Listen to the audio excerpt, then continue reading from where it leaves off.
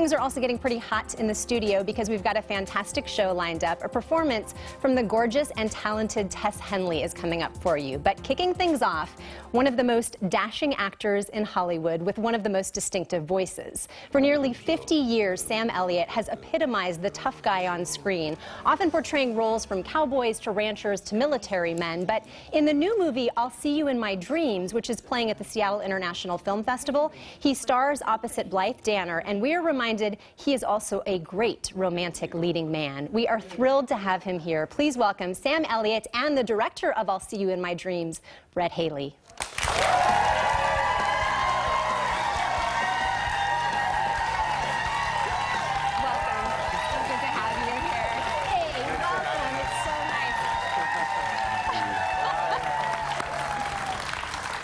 Typically, it takes the audience a couple minutes to get warmed up.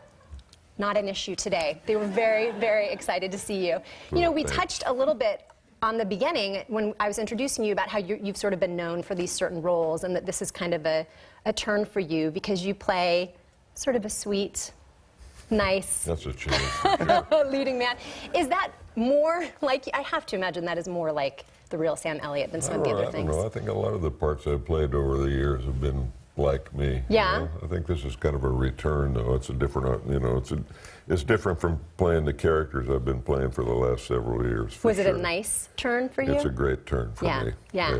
We'll talk a little bit about this movie because it's dealing with people who are in a later phase of their lives, but experiencing, I mean, these are universal themes. Anytime that you fall in love or try something new, it feels, the young think that it only happens to them, but as we get older, we realize, no, that's just life. Like, we always kind of feel like we're 16 in some ways. It is. The film is not, you know, older people doing young person things. It's actually just people existing as people. I think you're right that the film is about universal themes. It's about how we get through life, all the ups and downs that come with life. You know, it can be a bumpy road, but I think it's about perseverance. It's about not walking through life in fear. And I think it's about, it has hope, you know. I think there's, you can always get through it, you know. And I think Blythe Danner, who plays Carol, she's in every scene of the film. It's her first leading role in a very long time. Wow. She gives an amazing performance, and Sam, of course, is there to sweep her off her feet. All right, well, why don't we take a look at one of the scenes so that people can get a sense, a little bit more of what this movie is all about.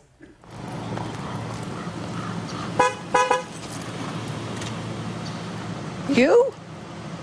I want to have lunch with you. What's your name? Yes. Your name is Yes? Yes, I'll go to lunch with you. Just like that? How else would you like it to be? When? Now. Now? I'm hungry. Just give me your phone number and I'll call you, ask you out properly. Oh, you're on your way to a date right now, is that it? Just give me your number. You have a pen and paper? You seem to be in a real bind here. I'll remember your number. 818-754-8737. All right, I'll call you. But who am I calling? Carol. Carol. I'm Bill.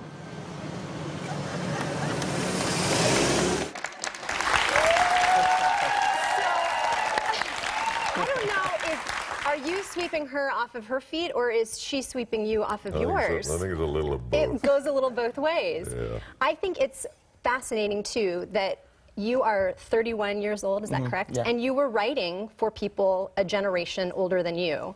Did he find the words? He found the words. He and his partner, Mark Bash, you know, they wrote an amazing screenplay, I think. It was the thing that got me there, and I think it was probably the thing that got all of the actors there. You know, I mean, this is a young guy that's, you know, directed one film before. And right. It's, for some of us older folks, it's like, you know, you want to put your faith in some young kid's hands, and it's a little, you know, it's a leap of faith. But when you have it on the page, like, you know, it was in this situation, right. It's a pretty easy choice to make. How did you find it in yourself to put it on the page? How were you able to find that voice for so many years that you have not yet lived? Well, I think it's, as a writer, I think I come from a place of empathy. I come from a place of trying to put myself in other people's shoes. I'm not really interested in writing about myself right now. And, you know, my first film is about a woman, and this film is about a 70-year-old woman. And the next movie I want to make is about 14-year-old boys. So I'm constantly trying to discover things through writing, through storytelling. I think it's a great way to be empathetic to, you know, other people who are not like you. I learned so much from making this film, from writing it and making it. It was a bit of like therapy for me in a weird way. And I think that's usually the best case scenario. If you can write something that actually enlightens you in some way and makes you think differently about people that are nothing like you, I think you've accomplished something. So that was definitely the goal. And also finding the commonality with people that you feel like are nothing like you, and then realizing, well, we're all kind of the same in many ways. We're all the same. It's like we talked about, this is a universal film. Yeah. It really does speak to, and I think it's an authentic, honest movie about, I think, issues that everybody deals with, but it's also extremely funny. We've got June Squibb, Rhea Perlman, Mary-Kay Place, Martin Starr, Malin Ackerman, and it's a very entertaining ride, but I think it's one that people will have something to think about and feel. That there's a lot of feelings. Bring the tissues. Yeah. Well, and you also mentioned this was the first time that Blythe Danner had played a leading role in many years. Also the first time, I've read a couple of interviews, that she had kissed a man in a long time. Yeah. And the first time ever she had kissed a man with a mustache. That is a big burden on your shoulders. That's Two like the things biggest. there, That's right? like the biggest mustache you can have. Right. She had never had a mustache. 0 to 60. And then went to the greatest mustache, arguably of all Right? time. It's true. It's true. Lucky lady. How did you shoulder that burden? You knew, and was this the very first day of filming? Yes, it was. So there You was know no a lot. dipping the You've done toe a in the little water. research here.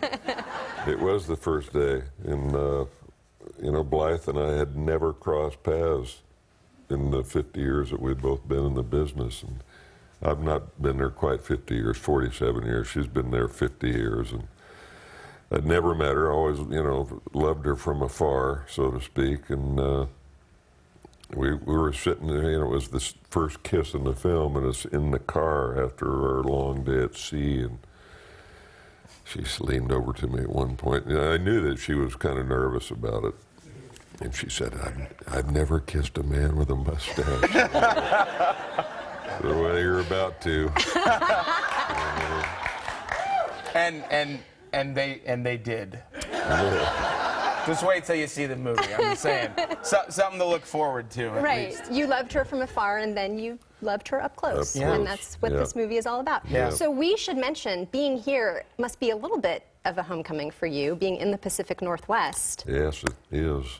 Graduated from high school in Portland. I graduated from high school in Portland. I graduated from Clark College before I went down to the U of O, Clark College in Vancouver, Washington. And that's still a proud alma mater. Didn't you do some advertising for them a few years ago? That's great. I did some voiceovers for them a couple of years ago, and you know, I'm on their mailing list, and they keep me up to date on what's going on. Sure. I have proud recollections of being at Clark back in the day. Do you feel like your upbringing here lent something to some of the roles that you have become known for in your career? I think my parental guidance definitely influenced the rest of my life. Yeah. You know, and my folks moved up here from Sacramento, California when I was 15, and just embarking on a high school, and you know, there's no doubt that my folks have had great influence over my life.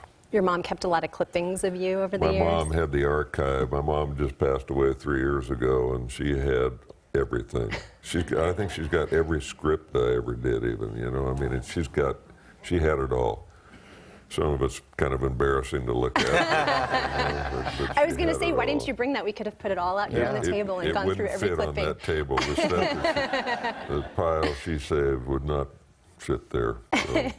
What was it like for you to work with an actor like Sam? This is your second film. He's been working for decades now. Is that intimidating? Is it empowering? What was that like for you to embark on this with him? It was a dream come true. I remember when I got the call that Sam was going to do the movie, because all these actors are incredibly they're legends. Yeah. They've been in the business longer than I've been alive. Sorry, Sam. But I think for the most part, it's like this idea that you're going, whoa, this is really happening. Like when I got, and Sam was the call that really kind of shook me, and I went, wow, I've really got to make a movie now. I better be up for this whole directing thing. Did he call you? No, I got a call from my casting director, and she Okay. said Sam's going to do it, and I was going to meet him the next day. That would be, I think, getting the call from from him, Sam directly I'd have pass like out. collapsed. Right. Yeah, exactly. You hear that voice on the line. It would not have been good. So Sam and I met, and I think we immediately hit it off. And I think everybody from Sam down the line, you know, Blythe is in every scene of this film. They were so generous and trusting. I felt like a very lucky guy. There was a wonderful sort of just energy on set. And I tried to make this film all about the performances, because it's really a script that really speaks to giving the actors a wonderful opportunity to play three-dimensional roles, to be honest and authentic and real. This film doesn't pander. It's not for an older audience. It's not about older people. It's just about people. And I think that having the opportunity to work with seasoned veterans like this was just incredible for me. Yeah. I was definitely intimidated, though. How could you not be a little There was bit, no yeah. doubt that on the first day I was a little like, well, if I don't, it's like maybe directing's not for me. But I think in the end, that was like kind of my test. I was like, well, am I going to be able to step up to the plate and do this or not? And I just said, look, I'll fake it till I make it, and we made a movie. There you go. Yeah. I'm sure everyone in this audience has their favorite Sam Elliott. I mean, I know I do. There's certain movies that just stand out more than others. You can probably read it on people's faces at this point when you meet them, too. You can be like, I know Mask is your favorite.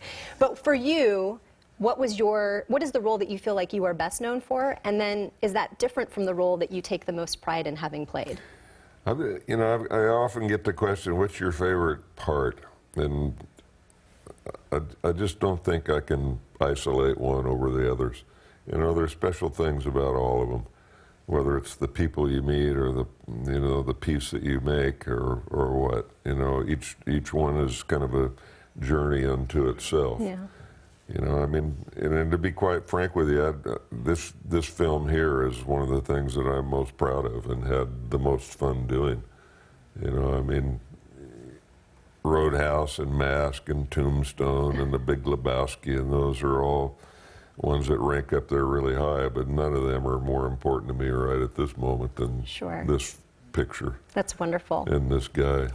That's so great. Yep. Okay, I have to tell you, the normal host of this show, I'm filling in for her today because her son just graduated from college, so she couldn't miss that.